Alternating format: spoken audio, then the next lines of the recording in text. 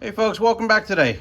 So in today's video, actually it's going to be a series of videos, I'm going to be replacing the motor mount and torque support rods on this 2009 Civic LX four-door sedan with the 1.8 liter engine. So basically in today's video, I'm going to be replacing the upper torque support rod and the motor mount itself. Let me get all the parts together and I'll be right back. I'm not sure if you can see it, but the motor mount is pretty much collapsed after 136,000 miles or so. All right, so here are some of the items that you're going to need for this repair. You're going to need some PB blaster or anything, something similar to it. You're going to need some sockets, 10 mil, 14, 17, 19, both in 1/2 inch and 3/8.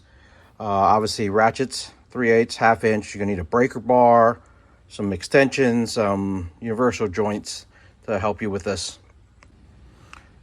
You're also gonna need a floor jack of some sort and a piece of wood to put on the jack itself to help support the engine once you remove the mount.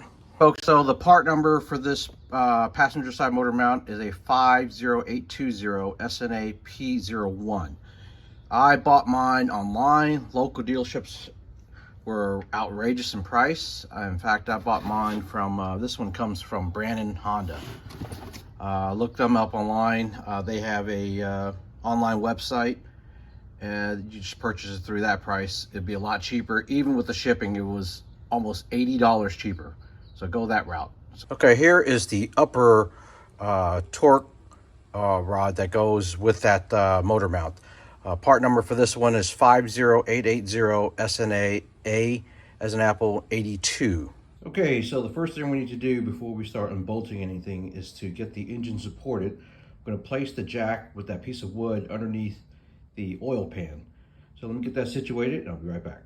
All right, so now that we have the jack set up underneath the motor, get a small piece of wood. All we're going to do is simply support the engine a little bit. You don't need to jack it up too much, just to keep it up. And that's it. Okay, since we're going to be disconnecting the grounding strap over there, it's better off to just go ahead and disconnect the negative terminal on this battery to be safe. Just take your 10 mil and loosen it up.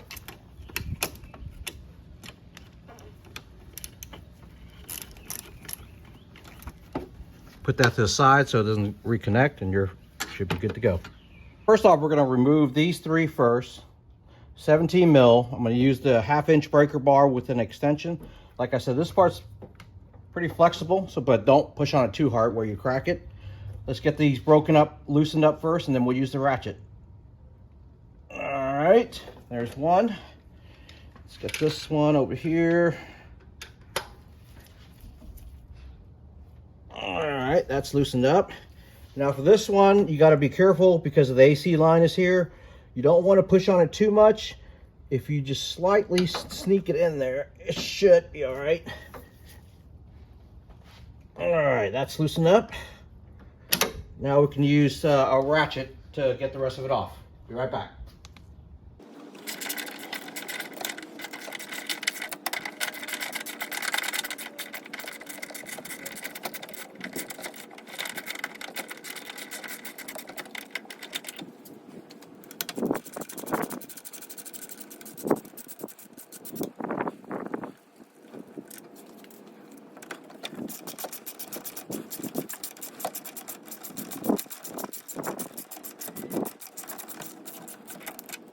All right, now that we got the three bolts out, first thing we're gonna do is remove this cover, put it aside, and then all you do is simply slide it out, and bam, it's done.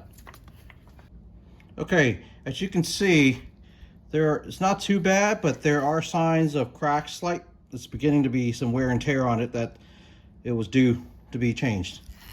Okay, so now we're gonna break these two out first. Like I said, it's gonna be 19. And these will probably be torqued down pretty well. So you might need a longer cheater bar attached to your breaker bar to help loosen it up.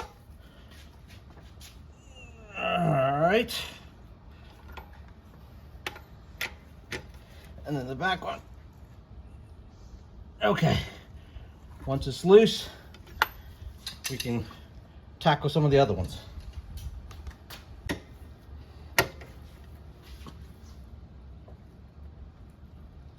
Okay, there you go. Now we'll get them removed. Okay, so this ground strap is going to be a 10 mil. Simply just get your extension with a ratchet, get it on there. All right, it's loose. Simply take it, loosen it off.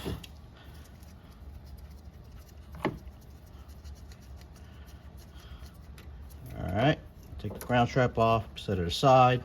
Don't lose the bolt. Okay, so now we're going to remove this nut here and the bolt here. Once we remove this, what's going to happen is the engine will probably drop down a little bit, and we'll have to just jack it back up slightly just to keep it level.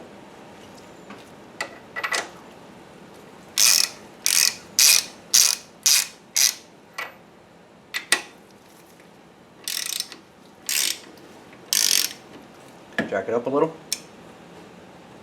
A little more. That's good.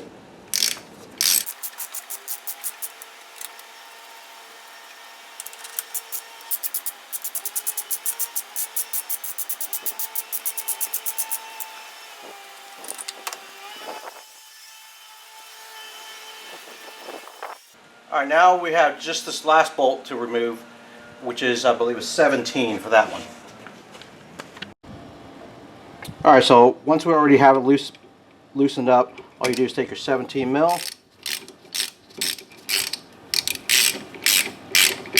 ratchet it out,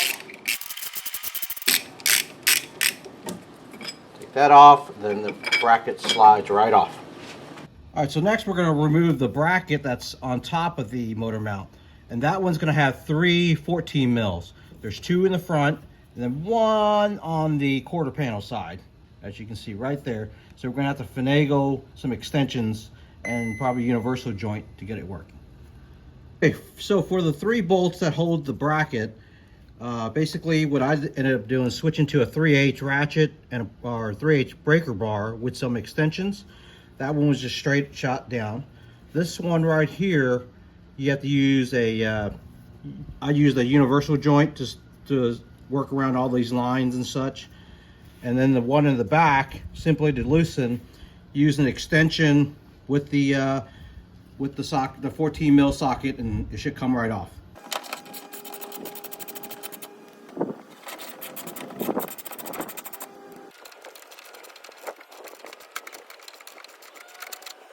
All right, so all we have left now is the 2 bolts that hold the mount to the frame. There's going to be one in the front, which is 17 mil, one on the back side of the mount. That one is a 17 mil as well.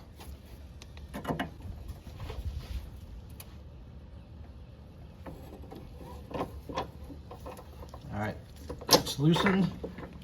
All right, to tackle this bolt that's in the back side of the motor mount, what I'm going to do is I just simply remove the power steering fluid reservoir away from the bracket, simply like that. That'll give us just enough play on the hose and allow us enough room to go in between the hose and the motor mount to fish in a universal joint and the socket to loosen that one up. Get in there.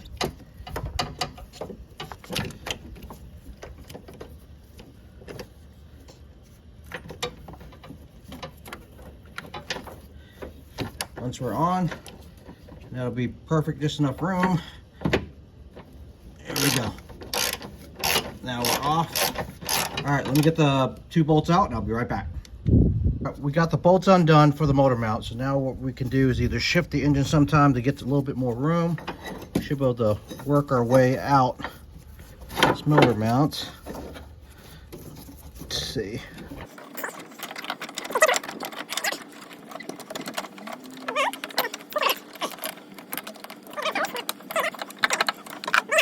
All right, now that we got the mount out, as you can see, this one was toast. You know, the top of it was pretty much cracked all the way around. That's what was giving us the vibration inside the vehicle when we were at a stop. So now let's get the new one back in. As you can see on this new motor mount, I went ahead and marked it with some yellow paint along the bolt, the bracket, and then the motor mount itself. Reason being is, as you can see, since I have the bracket off on the old one, there's a little indent that goes on the bracket and the mount when it's seated correctly. So having it pre-marked allows me to be sure that the mount and the bracket are seated correctly. Okay, as an added bonus today, we're going to end up changing the PCV valve as well on this vehicle, since we have everything out, to give us a little more room. Let's show you what we need to do on that one. Okay, to get to the PCV valve, we have to undo this ground strap. All you got to do is simply get a small little flathead screwdriver, and that little tab there, just push it slightly away. Don't push too much because you'll break it. All you simply do is push it away, and it pulls right away. Get that out of the way. So as you can see, that's where the hose is, and we got a little hose clamp. All you do is get a pair of pliers, squeeze it, move it out of the way, and pull the hose off. Let's get that done. Okay, all you do is grab a pair of pliers, squeeze the clamp, and then pull the clamp up so you can remove the hose. Let me get that out of the way. Probably won't be able to show you by filming because my hand will be in the way, so I'll be right back. Okay, once you undo the clamp and pop the hose off, just use a 17 mil deep socket and unscrew the PCV valve, and that's all it is to it. There is a crush washer. Make sure you replace that. I mean, it's only about like 40-50 cents. No sense in not replacing it. There you have it for that. Let me get it installed. We'll be right back.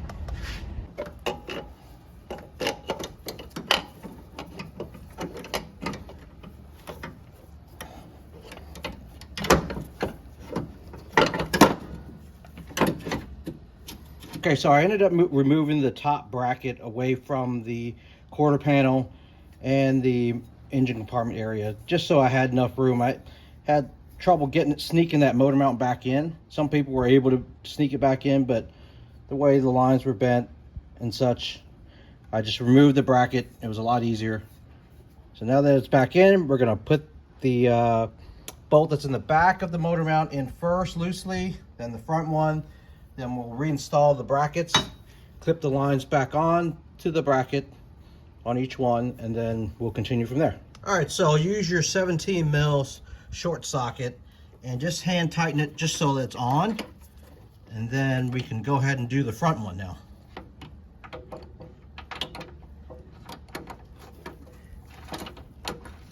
All right, so once you have it on, once again, hand tighten so that it stays in place. It doesn't have to be tight yet because we want some play to allow for adjustments, and then we'll tighten everything down here in a second.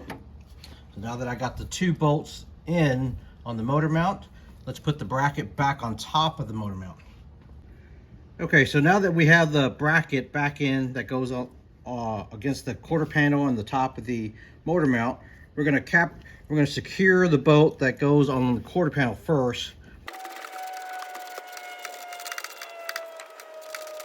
All right, so now we're gonna reinsert the two bolts that go on the mount. Line up the holes, hand tight one side, and do the other one.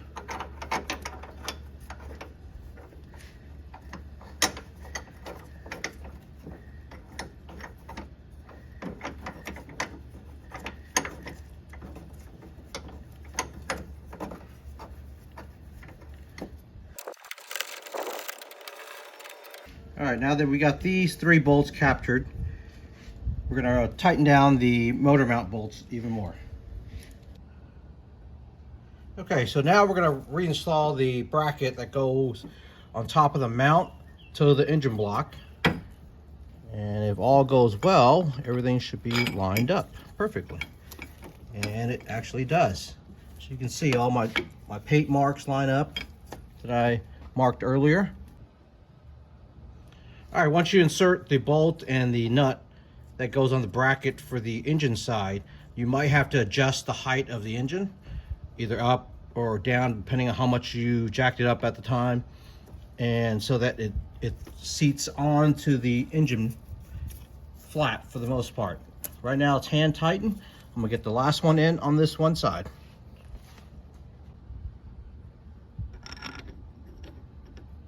Lower? A little bit lower.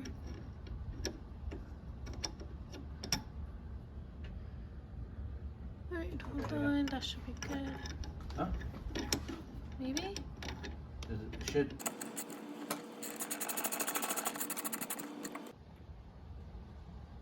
Okay, so now that we got the mount in, the bracket on the side, quarter panel in, the top bracket in, we're going to torque these down. The 3 that goes to the bracket that attaches to the quarter panel, those are 36 pound-foot. The 2 bolts that are on the motor mount that attaches to the frame, those are 47. The bracket ones that go on top of the mount, this one I believe is 52, and these 2 are 54 pound-foot. All right, now that we tightened them down and we torqued them down, I went ahead and marked them with paint, just so I know whether they might have come loose here in a couple days or not, so I'll be able to check it. I did the 2 right here, the 3, and obviously originally when I marked it, it was already torqued down to spec, so once I torqued it back, it pretty much lined up as it should. Let me get the rest of the dog bone on, and I'll be back. All right, now we're gonna put the torque rod back in. All you simply do is guide it in place from the top, and then make sure everything lines up. Once everything lines up, you put the bolts back on, every 3, the long one here, and then 2 pieces right here.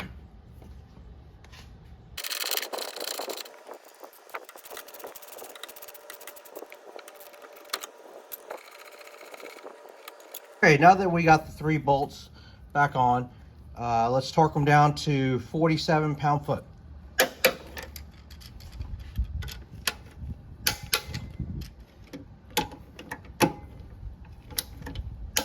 All right, now that we got everything tightened back down and torqued up, as you can see, the new motor mount, there's a gap now, about a 1/2 inch, whereas before it was pretty much resting on top of the motor mount.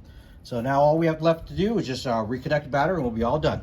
Okay folks, I just took the car for a test drive, and complete night and day difference after changing out the torque rod and the motor mount. So if your 8th gen Civic is, upwards of 100,000 miles, you're probably due for a change on that. And as you can see, it only took a few basic tools, nothing too fancy, and you can get it done in a couple hours. Thanks again for watching.